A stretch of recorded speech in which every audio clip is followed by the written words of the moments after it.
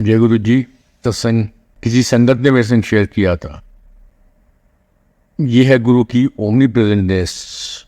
गुरु जी जहाँ रहते थे, मैं जगह का नाम नहीं ले रहा हूँ, जानबूझ के नहीं ले रहा हूँ, उसके संग वाले घर में वो लड़की नई नई शादी होके आई थी। शादी हुई, लेकिन परिवार में पति से, सास से थोड़ा मनमुटाव। गुरु जी वहाँ रहते थे बगल में। गुरु जी की जहाँ रह रहे थे उस घर की दीवार, और जिसने मुझे सत्संग सुनाया आंटी ने, उनके घर की दीवार एक, प्लस गुरु जी का जो बेडरूम था उसकी दीवार और उसके वॉशरूम की दीवार एक ही दीवार। तो वो लड़की नई नई शादी होके आई, घर में नहीं पट रही होगी, तो बाथरूम में जब जाती थी उस समय वो वहाँ रोती रहती थी। उसने गुरु जी के पास आना शुरू किया। तो गुरु जी ने एक दिन अपने पास बुलाया, कहते क्यों कुड़िए, और तू वॉशरूम के अंदर इतनी जोर जोर क्यों रोंदी रहती है। अब वो बेचारी लड़की घबरा गई। उसे कहा इनको कैसे पता कि मैं वॉशरूम में रोती रहती। उसने अपने घर में जाके देखा कहीं दीवार में कोई छेद वेद तो नहीं किया, और गुरु जी ने जो मुझे झांक झाँक के ही peeping in my bathroom. Of course there was not. उस समय नहीं समझ में आया कि ये बैठे कौन है। ऐसे एक अंकल ने किसी IAS आंटी का सत्संग सुनाया था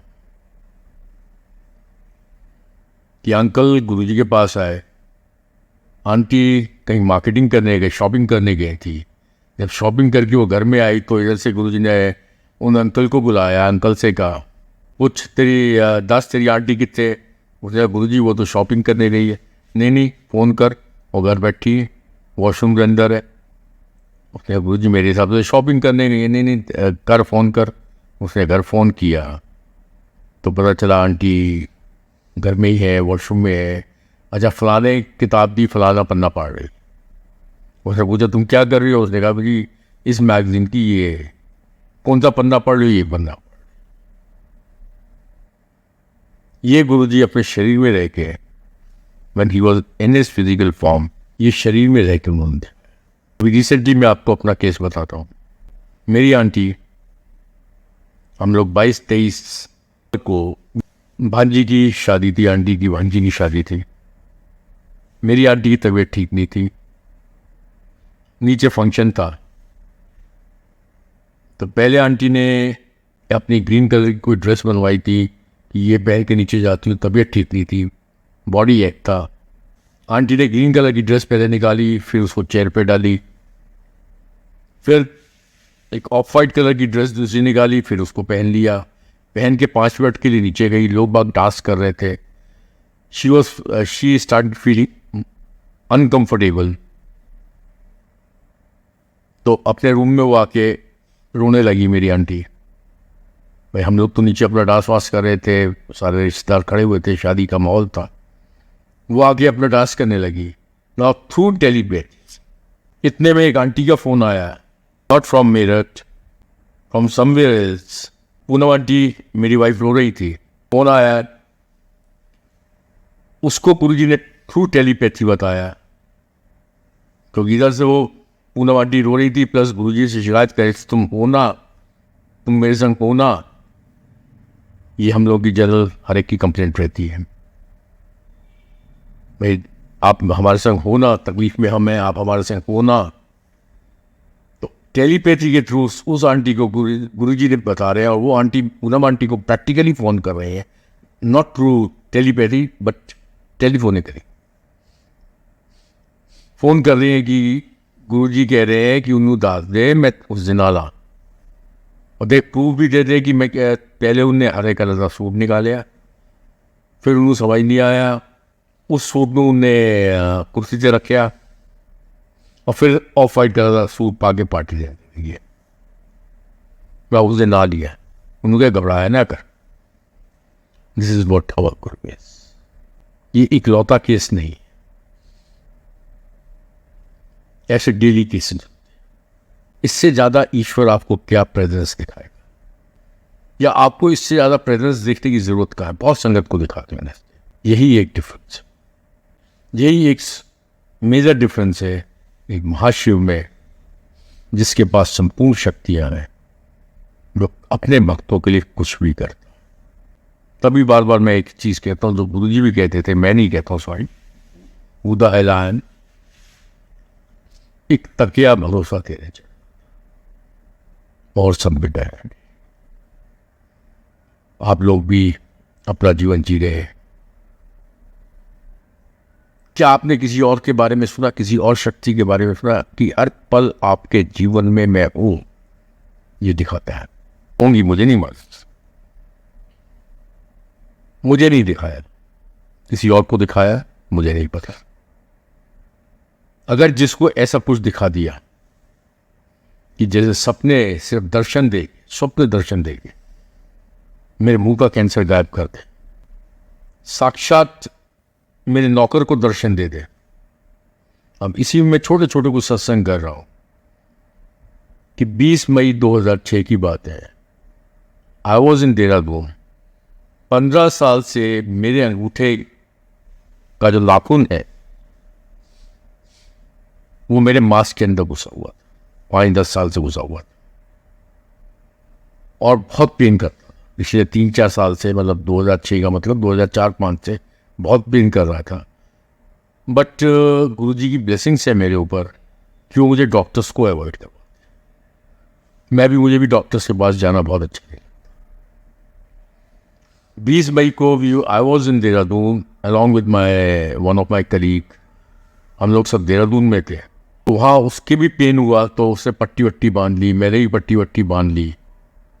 उसने कहा कि अब आगरा चल के, उसने कहा मैं अपने, उसका भी नाखून अंगूठे के अंदर था और मेरा नाखून भी अंगूठे के अंदर था, जिसमें जरा सा, जैसे हम लोग आज की बात भी कर रहा हूँ, तो हम लोग का एसी चलता है और एसी के अंदर हम लोग कंबल ओढ़ते ही सोते, तो जरा सा कंबल से अगर अंगूठा टच हो जाता तो उसमें भी मुझे ज़बरदस्त पेन होता। तो यही हुआ कि चल यार, तू भी डॉक्टर के पास चलता, मैं भी चलता हूँ, दोनों ऑपरेशन करा दें। 21 या 22 मई को हम आगरा आए। ऐसे ही मैं गुरु जी का स्वरूप लेके ध्यान कर रहा था, मुझे कोई गुरु पे विश्वास नहीं था। इट वॉज 21 और 22 मई 2006। लेकिन मैं सुबह नहा दो, कभी भी जब भी नहाता था, अच्छा कोई ज़रूरी नहीं मैं रोज़ नहाता हूँ, लेकिन जब भी नहाता था तो 2 मिनट जरा नकली पूजा पाठ जो भी करनी होती थी वो महाराज के सामने करता था। आज भी शायद पूजा पाठ से, मैं गुरु को पता है कि मैं नकली ही करता हूँ, तो पूजा पाठ पे मुझसे नहीं बैठा जाता, क्योंकि मैं इबादत का मतलब जो मेरे गुरु ने मुझे सिखाया कि मैं सत्संग कर रहा हूँ ये भी इबादत है, सत्संग सुन रहा हूँ ये भी इबादत है, अपने कर्म कर रहा हूँ वो भी इबादत है, किसी का भला कर रहा हूँ वो भी इबादत है, किसी के लिए पॉजिटिव सोच रहा हूँ वो भी इबादत है। मतलब मुझे आप कहो कि मैं गुरु की पूजा से, मतलब स्वरूप के सामने बैठ के पूजा पाठ करता हूँ, तो सॉरी मैं आज भी नहीं कर पाता हूँ, पता नहीं गुरु की इच्छा। लेकिन रात को सोने से पहले कई बार आधा 1-1 घंटा उनके चेहरे को निहारना, उनसे चेहरे से बात करनी, वो भी इबादत है। तो दैट डे नहा धो के आया, गुरु जी का छोटा सा पॉकेट स्वरूप हाथ में पकड़ा, वो पॉकेट स्वरूप मेरे हाथ से गिरा और मेरे अंगूठे के ऊपर जाती। जैसे अंगूठे के ऊपर गिरा, स्लिप हो गया, ये सब गुरु का स्लिप हो गया, अंगूठे भी गिरा। मैंने एकदम ज़मीन से उठाया, लगाया।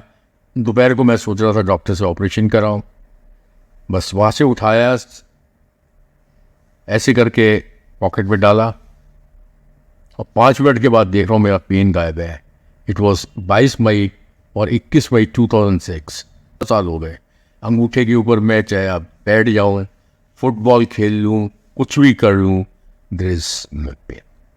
जब मैं गुरु के पास 2004 में गया था, as I told you earlier, मैं उसको दोबारा रिपीट कर रहा हूँ, टोटल नास्तिक आदमी जो कभी किसी मंदिर में भी नहीं गया, आज भी नहीं जाता। एज आई टोल्ड यू, मैं कोई पूजा पाठ करता नहीं हूँ, लेकिन माथा जब भी टिकता है गुरु के बड़े मंदिर में टिकता है, गुरु के सत्संग में टिकता है, गुरु के किसी दरबार में टिकता है। मैं और कहीं हाथ नहीं जोड़ता हूँ। मैं मेरे गुरु ने मुझे सिखाया है, मैं किसी भी जगह को ये नहीं कि मेरे अंदर को उसके प्रति समझो bad feelings. No, I don't have any bad feelings for any place. Every place is the place of the God. The only thing is कि एक ही पावर जिसने मुझे सब कुछ दिखाया, तो मैं उसके आगे ही हाथ जोड़ सकता हूँ। मैं किसी और शक्ति के आगे हाथ नहीं जोड़ सकता हूँ। ये मेरे गुरु ने सिखाया है कि तकिया भरोसा तेरे चढ़। ही को नाम दिया है मेरे, नॉट को नहीं। 2004 में 5 जून को गुरुजी ने मेरी सिस्टर से कहा था, तेरा प्राण छेती मेरे को लाऊंगा। और 10 जून को जब मेरी आँख की रोशनी चली गई थी, तब इस चीज़ को मैं क्या मान, whether it was a coincidence, accident, और गुरु न्यू ईच एंड एवरीथिंग। एक चीज़, उससे पहले मैंने गुरु जी के सत्संग काफ़ी सुने, लेकिन मैं इस कान से सुनता था या तो इसी कान से निकालता था या दूसरे कान से निकाल के। लेकिन जब डॉक्टर्स ने मना कर दिया कि ये आँख श्रिंक करेगी, श्रिंक करके यहाँ गड्ढा पड़ जाएगा, टोटली बंद हो जाएगी, उस समय तक गुरु का चेहरा, गुरु का स्वरूप, गुरु के सत्संग, ये सब जहन में आने लगे थे। 2 चीज़ें नहीं समझ में आ रही थी कि गुरु ने 5 जून 2004 को जब बोला था, वो कोइंसिडेंस था, वो एक्सीडेंट था, और या गुरु को पता था। दूसरी चीज़ एक और बिल्कुल समझ में नहीं आती थी कि इतने बड़े बड़े लोग, the doctors, the engineers, the people from intellectual class, the top notch business people, the politicians, गुरु के बारे में जो सत्संग सुना रहे, गुरु की जो महिमा का बखान कर रहे, क्या वो गुरु के एजेंट? नंबर 1, अगर वो एजेंट हैं तो वो इतना बड़ा झूठ क्यों बोलेगा? उनसे गुरु को फायदा क्या? भाई गुरु ना कुछ लेता है ना देता है, ना गुरु को नाम चाहिए ना गुरु को दाम चाहिए, ना गुरु को मीडिया में ना गुरु को पब्लिसिटी चाहिए। गुरु जी अपने शरीर में थे, ना मीडिया में थे, ना पब्लिसिटी चाहिए। मीडिया के लोग बैठे होते थे, लेकिन गुरु जी कहीं स्वरूप किसी ने नहीं थे। तो अगर वो गुरु के एजेंट हैं तो गुरु उनको क्या देता? भाई अरबपति आदमी को गुरु अपना एजेंट बनाने के लिए मान लो 5-10 करोड़ दे भी देगा, गुरु को क्या मिलता उसमें?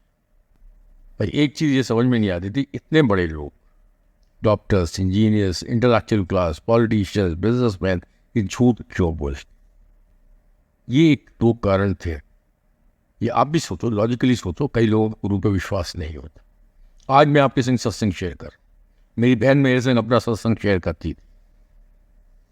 वो क्या पर्पज है मैं आपसे सुनूं? क्या आप मुझे कुछ दे रहे हैं?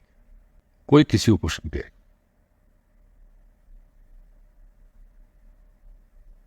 गुरु हम सबको दे रहा। मैं सत्संग कर रहा हूँ, मेरी ब्लेसिंग हो रही है, आप सत्संग सुन रहे हैं, आपकी ब्लेसिंग हो रही। मेरा अपना जो गुरु के संग में भी डिफरेंट फ्रॉम सम संगत, क्योंकि गुरु एक था, एक चीज़ से सबको नहीं जानता है। आज जैसे डोगरा अंकल का मैंने सत्संग सुना, ये छोटी छोटी बातें हैं मैं जो आपके संग क्लैरिफाई करना चाहता हूँ। उनका पहले भी मैंने सत्संग सुना हुआ है। उसमें गुरु जी ने उनसे कहा था कि मेरे जितने भी स्वरूप है तू बा दे। स्वरूपा लाल क्यों था गुरु के अंदर बैठे? ये एक अंकल के संग का सत्संग है। उनको क्या बोला कि मेरे स्वरूप को भी देखने की जरूरत। और जैसे कई संगत का मैं सत्संग सुनता हूँ, जैसे आज मैंने उषा आंटी का सत्संग सुना, जो कि सिंगापुर में पहले थी। उनके सत्संग आप लोग भी सुन रहे होंगे। उसमें बहुत क्लियर है कि उसमें गुरु जी के अंदर मेरा स्वरूप भी गाल करेगा। Why this contradiction?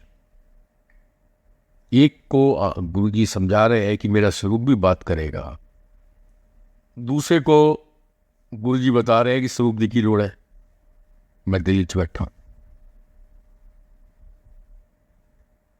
मुझे गुरु जी ने, अब मैं अपने, ये तो हो गया एक संगत, बहुत बड़ी संगत, जिसको अलग अलग मैसेजेस मिलेंगे। Let me conclude.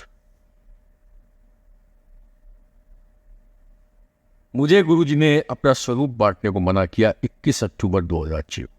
I am not suppose to distribute Guruji स्वरूप, I am not, strictly not. और मेरी वाइफ ने कम से कम, मैं नहीं समझता हूँ, 20-25-30 स्वरूप अपने हाथों से संगत को दिया। ये एक फैमिली में ही डिफरेंस है भाई, ये एक फैमिली में ही डिफरेंस है। वो संगत का मैं आपको डिफरेंस बता रहा हूँ। एक संगत को गुरु जी का मेरे स्वरूप गल्ला कारण गया, दूसरे आज ही डोगरा अंकल का सत्संग था, उसमें गुरु जी ने उनसे कहा कि मेरे स्वरूप में बाद है की गाना तू स्वरूप बाद है, किसी को साइन करके अपने स्वरूप दे रहे, किसी कह रहे स्वरूप बाद है। मुझे मना कर रहा है स्वरूप नहीं बांटना। मेरी वाइफ कम से कम 25 से 30 स्वरूप बांट चुकी होगी। एक दिन मुझे दर्शन दे कि गुरु जी ने बोला कि बुधवार अपनी फैक्ट्री में, ऑफिस में धूप बत्ती जलाया करो। और शाम को जब मैं विस्की पी के एक संगत के संग बैठा हुआ था, संगत जो कि धूप बत्ती जला रही थी, उस समय मैंने ये सोचा गुरु जी एक की ड्रामा कर दे रहे। और जो संगत धूप बत्ती जला रही थी उसने मुझे अपना बताया कि रात को गुरु जी ने दर्शन दे के, मैं गुरु जी की स्वरूप के आगे धूप बत्ती जला था, गुरु जी ने दर्शन दिया कि भाई धूप बत्ती जलाने बंद कर दे। So there is no hard and fast rule. जो गुरु अगर आपको डायरेक्ट इंस्ट्रक्शंस दे, आप उस किसी आंटी को गुरु जी ने कह दिया जी मंगलवार तू और कुछ भी राजमा बना ले या ये बना ले, ये उसके लिए, आपके लिए नहीं है। अगर उस आंटी को ये बोला है कि सारी संगत तू दस, मुझे नहीं पता गुरु जी ऐसे कोई इंस्ट्रक्शंस देते थे, तो एक चीज़ मैं ज़रूर आपसे कहूँगा, इन सब बेहौसन, हर पल गुरु का है, हर दिन गुरु का है, हर मोमेंट गुरु का। जीवन में आए हो, जीवन से ज़्यादा ही जाना, कोई नहीं रोक। गुरु की बातों को मानो। जो उन्होंने मिनिमम 2-3 बातें की हैं, बहुत लंबी बातें नहीं की है, वो इस वजह से शायद नहीं की है जो मैंने आज आपको बताया कि इतनी सारी अगर वो रिचुअल्स आपको बता दे जो कि आपके लिए है ही नहीं, जो एक पंडित बता देगा, कोई तांत्रिक बताएगा, गुरु नहीं बताएगा। गुरु ने तो सिंपल 2-3 बातें की है। जहाँ आपको फिक्स रहना है, शब्द कीर्तन सुना है, लंगर प्रसाद खाओ,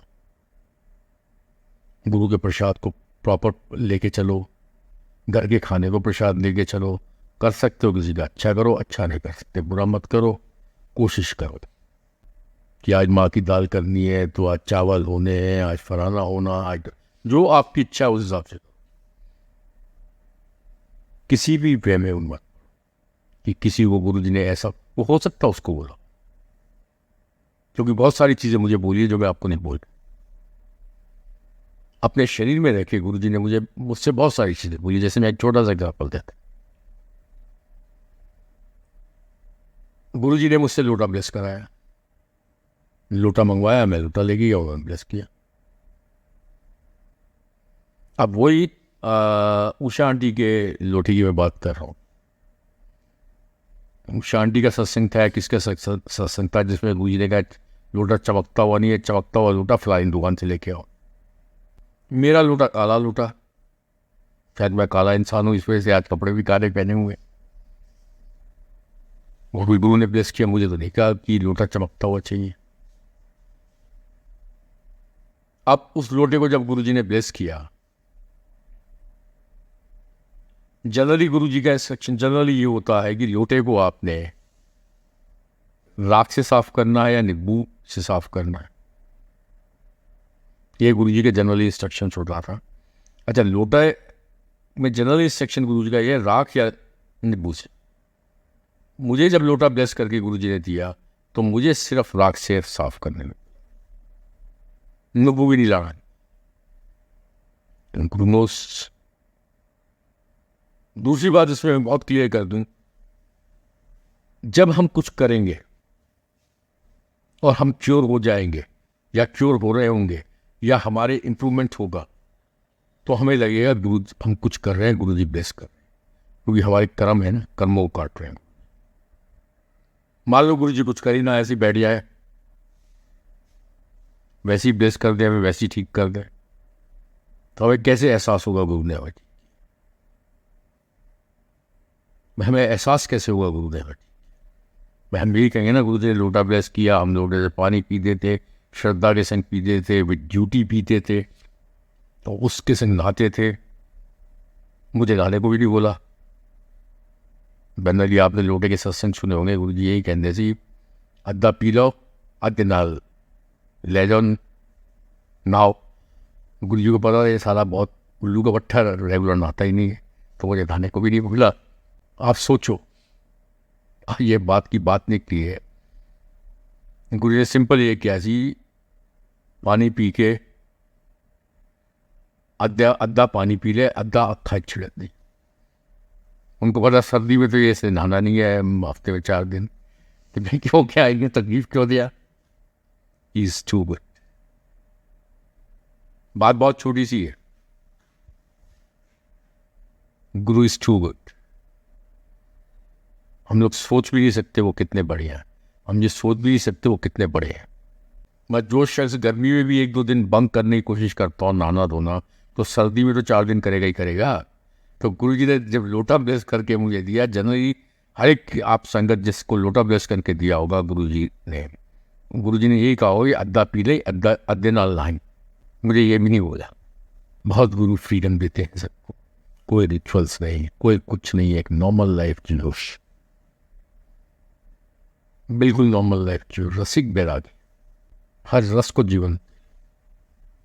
किसी वहम में मत पड़ो, किसी सोच पे मत पड़ो, किसके लिए क्या है वो गुरु को पता। वैसे मैं 100 चीजें आपको बता सकता। अब मुझे तो लोटे में ऐसा बोला तो आप मेरे हिसाब से करोगे क्या? No, you are not suppose to do that. गुरु जैसे आपको सच, आपने जिस भी संगत का पहली बार जो भी सुना वो आप फॉलो कर। जनरली गुरु जी का होता था, generally with few exceptions, like in my case, generally गुरु जी का ये होता था कि लोटे को चमकता हुआ लोटा होना चाहिए, उस पर पानी भर के आधे पानी को पियो, आधे से नहाओ, नींबू से साफ करो या राख से साफ करो, but no soap, no detergent, like no chemical, नींबू और राख। But his ways he knows. गुरु जी कहने से मैं तो वहमा तो निकालने आया हूं, वहमों से निकलो। एक शक्ति है पूरे संसार में जो पूरे संसार को गवर्न कर रही है, इस सारी एनर्जी उसकी है। हम लोग फिजिकल एनर्जी की जब बात करते हैं, E=mc², अगर उसकी कैलकुलेशन हम कर ले तो वो भी हम लोग कैलकुलेट नहीं कर सकते कि इसमें इस सृष्टि में मास कितना है, इस सृष्टि की एनर्जी कितनी है। हम ईश्वरीय शक्ति की एनर्जी को ढूंढना और ईश्वरीय शक्ति की एनर्जी को समझना is beyond our logics, so don't try. गुरु जी बिल्कुल क्लियर कहते थे, छोटी छोटी गल्लां ने बार बार रिपीट हुई करनी है। For the reason you can't change Ramayan, it is be practical, be logical. Ramayan रोज नई नहीं लिखी जा सकती, गीता का ज्ञान रोज नया नहीं बांटा जा सकता, शिव पुराण रोज नई नहीं लिखी जा सकती, वही पढ़ी जाएगी। ऐसे ही गुरु के सत्संग, गुरु की बातें, गुरु के प्रवचन गुरु जी नहीं करते थे, मास प्रवचन नहीं करते थे, पर जब अकेले में 10-12 संगत होती तो कई बार प्रवचन करते। प्रवचन इन दैट सेंस की क्वेश्चन आंसर सेशन, प्रवचन इन दैट सेंस कि उन्होंने किसी को समझाना, those golden words spoken with very few sangat, like Dogra uncle, like Raghuveer uncle, there's so many, Dr. Bajaj uncle. एक एक शब्द, एक एक वाणी, एक एक शब्द गोल्डन शब्द, और बहुत limit. In nutshell, normal, enjoy your life. गुरु जी 7:30 बजे बुलाते ही इसी वजह से थे कि आप अपना काम धाम करके गुरु के पास आओ। कोई रिचुअल्स नहीं है, कोई पूजा नहीं है, कोई पाठ नहीं है, उठक बैठक सोवत जागत ये मंत्र चिता है। इसी में एक लास्ट में आपके संग जो मेरे सामने एपिसोड हुआ जिसको मैं सत्संग बोलता हूँ, वो मैं आपके संग शेयर कर रहा हूँ। एक दिन गुरुजी बैठे हुए थे, बैठे बैठे किसी अंकल ने कहा, गुरुजी अमृत वेला, जबकि गुरुजी ने कईयों को बोला है कि अमृत वेले में उठ और उठ के पाठ की किताब। अब मेरे सामने जो हुआ वो इसका बिल्कुल रिवर्स।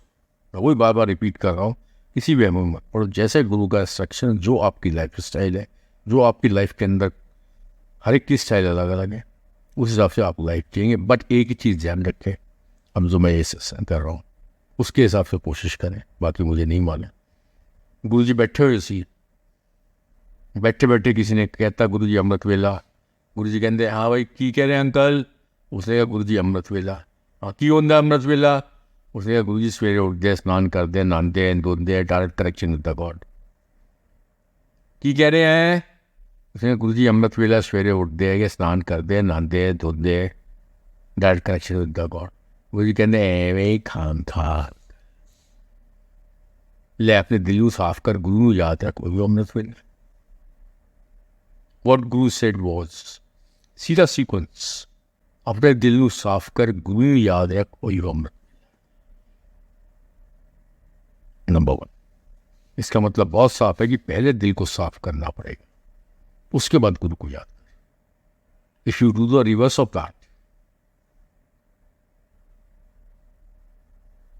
गुरु को तो याद कर रहे हो, दिल गंदा है, तो यूपी की भाषा में कछू ना हो। You have to clean your heart first. गुरुजी ने बहुत क्लियर मेरे सामने जो बोला वो मैं बोल रहा हूँ। एक गलदास में हूँ uncle. Now Guru added further something in that. एक गलदास अंकल, तू पहुंच बैठा है, तू ईश्वर ਨੂੰ याद करेगा, गुरु ਨੂੰ याद करेगा तो गुरु आगे तेन थप्पड़ मारेगा। कोई गलत काम कर रहे की करेगा ईश्वर। उसके बाद गुरु जी चुप हो गए। Now you have to understand very simple thing. अब रात को मैं 10:30 11 बजे 12 बजे खाना खा के 11 बजे तक मैं खाना खाता हूँ, 12:30 बजे मैं सोता हूँ। क्या मैं 3 बजे उठ के नहा के धो के स्नान करके पूजा पाठ में बैठ सकता? प्रैक्टिकली कई लोगों की लाइफ आज की तारीख में ऐसी नहीं। गुरु इज प्रैक्टिकल, अपनी प्रैक्टिकल। जैसे कोई बुजुर्ग है जो शाम को 7-8 बजे खाना खा के 9 बजे तक सोते हैं, ठीक है वो 4 बजे उठे। अगर कल को मेरी भी लाइफ स्टाइल ऐसी हो जाएगी, हो सकता है मैं भी यही करूं। बट आज के जीवन में एक तो हमारे जीवन में शायद ये बहुत मुश्किल काम है कि हम सुबह 3 बजे उठ के नहा के धो के स्नान करके अमृत वेला की तरफ जाए। आपको खुद ने 24 घंटे का अमृत वेला देती है, 24 आवर्स ऑफ द अमृत वेला। जस्ट फॉलो इट, दिल साफ कर, गुरु याद रख, वही अमृत वेला है। 24 घंटे आपके लिए अमृत वेला गुरु ने दिया। उठक बैठक सोवत जागत ये मन तुझे सितारे। हर पल आप अपने ईश्वर को याद करें, साफ मन से याद करें, वही आपके लिए अमृत वेला है। बस वही 2-4 बातें गुरु की, लंगर प्रसाद, चाय प्रसाद, जल प्रसाद, शब्द कीर्तन। बाकी कर सकता किसी का भला कर, भला नहीं कर सकता बुरा ना कर। और मेरे साथ गुरु ने कोई बहुत बड़े चीज़ें बताई नहीं है। कोशिश कर अपने आप को इम्प्रूव करने की, ये एक बात हो गई। बाकी मेरे हिसाब से बहुत ज़्यादा किसी भी व्यवहार मत पाओ, मज़े करो, ऐश करो, जीवन को जियो। जय गुरु जी। आज के लिए इतना।